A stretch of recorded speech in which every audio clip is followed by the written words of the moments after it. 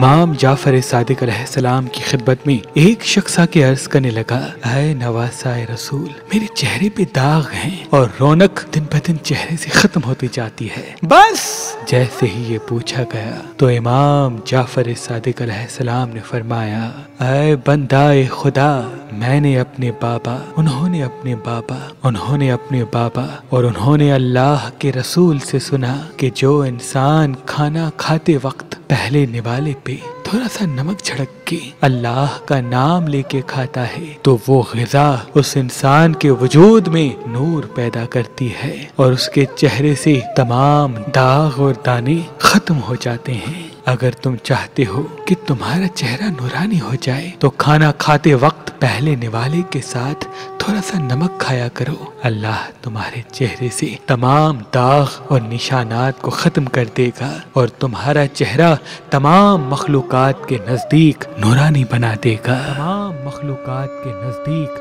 نورانی بنا دے گا۔